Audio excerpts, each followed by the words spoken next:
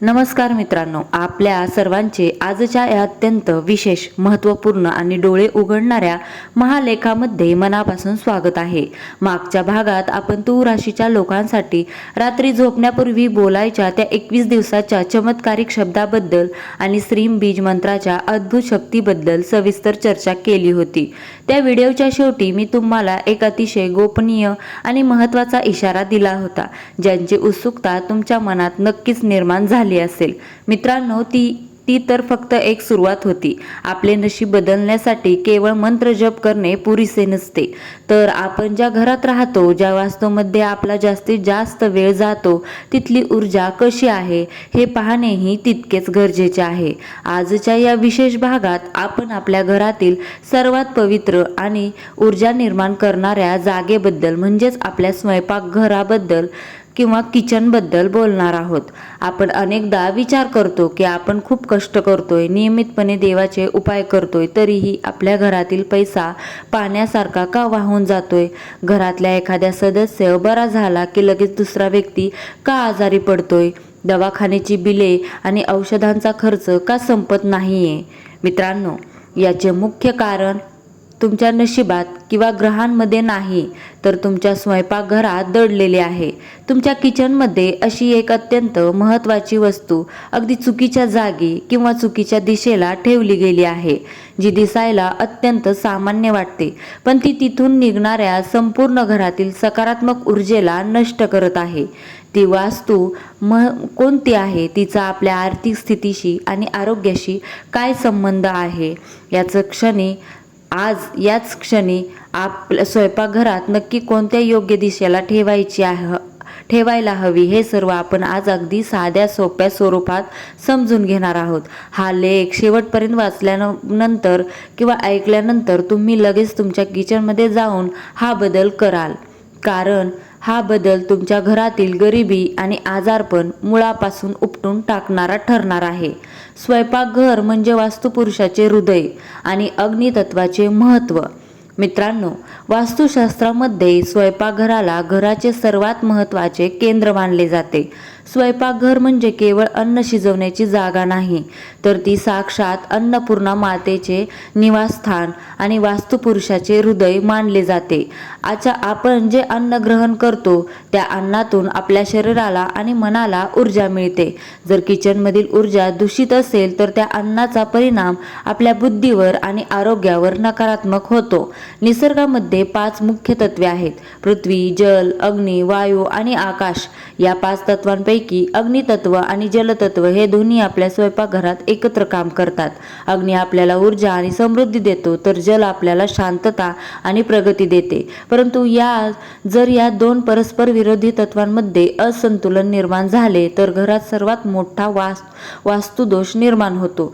जेव्हा किचनमध्ये अग्नी आणि जल या 2 शक्तीची दिशा चुकते, तेव्हा घरातील लक्ष्मी अत्यंत नाराज होते। यामुळे घरात येणाऱ्या पैशाचा ओघ अचानक थांबतो आणि आलेला पैसा नको त्या मार्गाने म्हणजेच आजारपण, कोर्ट कचेरी किंवा अचानक उद्भवलेल्या नुकसानीमध्ये पाण्याचा प्रवाह वाहून जावा तसा वाहून जातो। ती चुकीची वास्तू आणि सर्वात मोठा वास्तु दोष शेगडी आणि पाण्याचा विसंवाद। आता आपण त्या मुख्य रहस्याकडे वळूयात। ज्या वस्तू बद्दल मी तुम्हाला सांगत होतो ती वस्तू दुसरी तिसरी कोणीही नसून आपल्या किचनमधील पाण्याचे भांडे, पाण्याचा फिल्टर किंवा सिंक, जेथे भांडी घासली जातात, आणि गॅस शेगडी याची एकत्र असणारी जागा हीच आहे। वास्तुशास्त्रानुसार अग्नी आणि जल, पाण्याचा फिल्टर, माठ, सिंक हे दोन्ही एकमेकांचे परस्पर शत्रू आहेत। बऱ्याच घरांमध्ये जागेच्या अभावामुळे किंवा अज्ञानामुळे गॅस शेगडीच्या अगदी शेजारीच पाण्याचा माठ ठेवला जातो किंवा शेगडीच्या अगदी जवळच भांडी घासण्याचे सिंक असते। काही घरांमध्ये तर गॅस शेगडीच्या अगदी समोर पाण्याचा नळ असतो।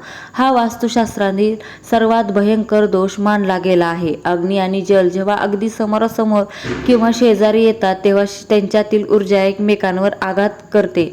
अग्नी हा घरातील पैशाच्या वाढी आणि प्रगतीचे प्रतीक आहे, तर पाणी हे वाहून जाण्याचे प्रतीक आहे। जेव्हा गॅस आणि पाणी एकत्र असतात तेव्हा घरातील अग्नितत्व कमजोर होते। याचा थेट परिणाम घरातील मुख्य कमा व त्या त्या व्यक्तीच्या आर्थिक स्थितीवर होतो. त्याचे उत्पन्न कितीही चांगले असले तरी महिना संपता संपता हातात 1 रुपयाही उरत नाही. पैसा कसा आला आणि कुठे गेला याचा हिशोबच लागत नाही. आजारपण आणि कौटुंबिक कलहावर होणारा परिणाम. या वास्तुदोषाचा दुसरा अत्यंत भयानक परिणाम घरातील महिलांच्या आणि मुलांच्या आरोग्यावर होतो. स्वयंपाकघरामध्ये घरातील गृहिणींचा जास्तीत जास्त वेळ जातो. जेव्हा शेगडी आणि पाणी एकत्र असतात तेव्हा निर्माण होणारी नकारात्मक ऊर्जा थेट त्या अन्नांमध्ये प्रवेश करते. हे अन्न खाल्ल्यामुळे घरातील सदस्यांमध्ये, विशेष महिलांमध्ये पोटाचे विकार, सांधेदुखी, मानसिक ताण आणि सतत चिडचिड होते असे त्रास सुरू होतात.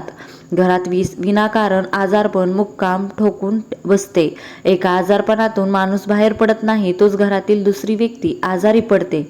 यामुळे कष्टाने कमावलेला पैसा डॉक्टरांची फी आणि औषधांच्या गोळ्यामध्ये खर्च होऊ लागतो. तसेच अग्नी आणि पाण्याच्या या वादामुळे घरातील सदस्यांमध्ये आपापसात प्रचंड मतभेद निर्माण होतात. पती-पत्नीमध्ये क्षुल्लक गोष्टीवरून मोठे वाद होतात. मुलांचे अभ्यासात लक्ष लागत नाही आणि घरात नेहमी एका प्रकारचे उदासीन आणि जड वातावरण राहते.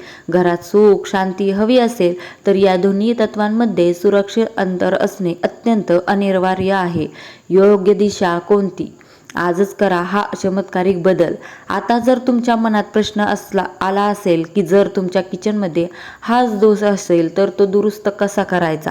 काळजी करू नका. यासाठी तुम्हाला अख्खे किचन तोडण्याची किंवा मोठा खर्च करण्याची अजिबात गरज नाही. वास्तुशास्त्रानुसार गॅस शेगडी ठेवण्यासाठी सर्वोत्तम दिशा आग्नेय कोपरा मानली जाते. अग्नीची देवता या कोपऱ्यात वास करते. त्यामुळे गॅस शेगडी नेहमी आग्नेय दिशेला असावी. अन्न शिजवताना आपले तोंड पूर्व दिशेला असावे. या उलट पाण्याचे स्थान म्हणजेच पाण्याचा माठ, फिल्टर, नळ हा नेहमी ईशान्य कोपऱ्यात किंवा उत्तर दिशेला असावा. जर तुमच्या किचनमध्ये गॅस शेगडी आणि पाण्याचा नळ किंवा फिल्टर अगदी शेजारी शेजारी असतील आणि ते बदलणे शक्य नसेल तर त्यावर एक अतिशय सोपा घरगुती उपाय तुम्ही आजच करू शकता. गॅस शेगडी आणि पाण्याच्या भांडीच्या किंवा फिल्टरच्या मध्ये एक लाकडाचा तुकडा किंवा एक लहान हिरवे रोप, मनी प्लांट ठेवावे. लाकूड किंवा वनस्पती हे वायू तत्वाचे प्रतीक आहे. हे अग्नी आणि जल या दोन्ही शत्रूंना एकमेकांपासून वेगळे करण्याचे किंवा त्यांच्यातील नकारात्मक ऊर्जा शोषून घेण्याचे काम करतात. हा छोटासा बदल केल्याने वास्तुदोषाचा प्रभाव 90% कमी होतो आणि घरातील ऊर्जेमध्ये लगेच सुधारणा जाणवू शकते. किचनमधील इतर महत्त्वाच्या वस्तू आणि त्यांच्या योग्य दिशा. स्वयंपाकघरात या मुख्य दोषाव्यतिरिक्त आणखी काही वस्तू असतात ज्यांच्या चुकीच्या जागेमुळे घरात नकारात्मकता येऊ शकते. उदाहरणे घ्यायची असल्यास आपल्या किचनमध्ये वापरला जाणारा रेफ्रिजरेटर म्हणजे फ्रीज हा नेहमी दक्षिण किंवा पश्चिम दिशेला असावा. फ्रीज कधीही ईशान्य कोपऱ्यात ठेवू नये कारण तो जड असतो आणि ईशान्य कोपरा नेहमी हलका आणि मोकळा असावा लागतो. तसेच किचनमध्ये असणारे मिक्सर, ओव्हन किंवा टोस्टर यांसारखे इलेक्ट्रॉनिक उपकरणे नेहमी दक्षिण व पूर्व म्हणजेच आग्नेय दिशेलाच असावीत कारण ही सर्व उपकरणे अग्नितत्वाशी संबंधित आहेत. घरातील अन्नाची धान्य, तांदूळ, गव्हाची कोठी आणि जड सामान साठवण्यासाठी किचनमधील वायव्य कोपरा किंवा नैऋत्य कोपरा सर्वोत्तम मानला जातो. या दिशांना जड सामान ठेवल्याने घरातील धनाचा साठा कधीही संपत नाही आणि अन्नपूर्णा मातेची कृपा कायम राहते. या सर्व वस्तू त्यांच्या योग्य जागी असल्या की वास्तुपुरुष अत्यंत प्रसन्न होता आणि घरात समृद्धीचे वारे वाहू लागतात. स्वयंपाकघरात चुकूनही करू नका या 5 मोठ्या चुका. दिशा बदलण्यासोबतच स्वयंपाकघरात काही रोजच्या सवयींकडे लक्ष देणे खूप गरजेचे आहे, ज्या आपण नकळत करत असतो आणि ज्यामुळे गरिबी ओढवून घेतो. पहिली आहे रात्रीची उष्टी भांडी. अनेक लोकांना रात्रीची भांडी तशीच बेसिनमध्ये उष्टी ठेवण्याची सवय असते आणि ती सकाळी घासली जातात. वास्तुशास्त्रानुसार रात्री किचनमध्ये उष्टी भांडी ठेवल्याने राहू आणि शनी ग्रहाचा कोप होतो आणि माता लक्ष्मी त्या घरातून कायमची निघून जाते. रात्री झोपण्यापूर्वी किचन कट्टा आणि भांडी नेहमी स्वच्छ करूनच झोपावे.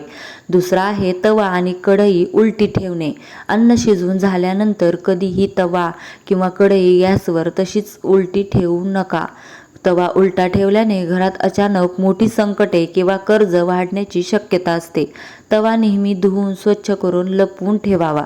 तो बाहेरून येणाऱ्या व्यक्तीला थेट दिसू नये. तिसरा आहे कट्ट्यावर कचरा ठेवणे.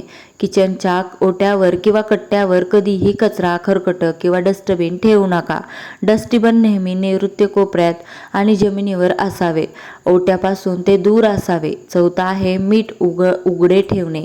स्वयंपाकघरातील मीठ हे साक्षात लक्ष्मीचे रूप मानले जाते. मीठ कधीही प्लास्टिकच्या किंवा लोखंडी डब्यात ठेवू नये. ते नेहमी काचेच्या भरणीत ठेवावे आणि त्यावर नेहमी झाकण ठेवावे. पाचवा आहे अंधारात स्वयंपाक करणे. किचनमध्ये कधीही अपुरा प्रकाश किंवा अंधार नसावा. स्वयंपाकघर नेहमी उजाळलेले आणि प्रसन्न असावे. विशेषतः संध्याकाळी तिथे दिवा लावणे अत्यंत शुभ मानले जाते. कुलदेवतेची आणि अन्नपूर्णा मातेची विशेष कृपा मिळवण्याचा तोडगा तुमच्या स्वयंपाकघरातील सर्व दोष दूर करून तिथे सुख समृद्धीचा वास निर्माण करण्यासाठी एक अत्यंत सोपा आणि प्रभावी तोडगा तुम्ही केला पाहिजे. कोणत्याही शुक्रवारी सकाळी स्नान करून तुमच्या स्वयंपाकघराची पूर्ण स्वच्छता करावी. त्यावर गॅस शेगडीची हळद, कुंकू आणि अक्षदा लावून पूजा करावी. एका छोट्या तांब्याच्या किंवा काचेच्या वाटीत थोडे खडे मीठ भरावे आणि ती वाटी किचनच्या कोणत्याही कोपऱ्यात जिथे कोणाचा थेट हात लागणार नाही तिथे ठेवून द्यावी. हे मीठ किचनमधील सर्व नकारात्मक ऊर्जा आणि वास्तुदोष स्वतःमध्ये शोषून घेते. दर महिन्याला हे मीठ बदलून जुने मीठ पाण्यात वाहून द्यावे आणि नवीन मीठ ठेवावे. तसेच रोज सकाळी जेव्हा तुम्ही पहिला स्वयंपाक कराल तेव्हा पहिली चपाती किंवा पहिली पोळी नेहमी गायीसाठी किंवा पक्ष्यांसाठी काढून ठेवावी. ज्या घरात पहिली पोळी गोमातेला दिली जाते त्या घरातील अन्नधान्याची कोठी कधीही रिकामी होत नाही आणि त्या कुटुंबावर कुलदेवतेचा व अन्नपूर्णा मातेचा अखंड आशीर्वाद राहतो. हा उपाय दिसायला लहान आहे पण याचे फळ अथांग मिळते. आपले घर ही आपली सर्वात मोठी शक्ती असते आणि स्वयंपाकघर हा त्याच्या शक्तीचा मुख्य स्रोत असतो. जेव्हा आपण आपल्या किचनमधील छोट्या छोट्या गोष्टी योग्य नियमानुसार मांडतो तेव्हा आपल्या आयुष्यातील मोठ्या समस्या आपोआप सुटू लागतात. पैशाचा अपव्यय थांबतो, घरातील सदस्यांचे आरोग्य सुधारते आणि नात्यांमधील गोडवा वाढतो. निसर्गाच्या नियमांचा आदर करून जेव्हा आपण आपले जीवन व्यतीत करतो तेव्हा देवही आपल्याला भरभरून देतो. त्यामुळे आज तुमच्या स्वयंपाकघरात डोकावून बघा आणि जर अग्नी आणि जलाचा हा दोष असेल तर तो लगेच दुरुस्त करा. मनात सकारात्मकता ठेवा आणि आपल्या घराला एक पवित्र मंदिर बनवा. तर मित्रांनो, आज आपण स्वयंपाकघरातील त्या अत्यंत गोपनीय वास्तुदोषाबद्दल आणि तो दूर करण्याच्या उपायाबद्दल सविस्तर माहिती घेतली आहे. मला पूर्ण विश्वास आहे की हा लेख तुमच्या कुटुंबाच्या आरोग्यासाठी आणि समृद्धीसाठी अत्यंत फायदेशीर ठरेल. परंतु हे रहस्य इथेच संपत नाही. आपल्या पुढच्या अत्यंत विशेष आणि रोमांचक भागात मी तुम्हाला तुमच्या हाताच्या तळव्यावर असणाऱ्या अशा एका रेषेबद्दल सांगणार आहे जी जर तुमच्या हातात असेल तर तुम्ही वयाच्या 35व्या वर्षानंतर अचानक करोडपती होणार आहात.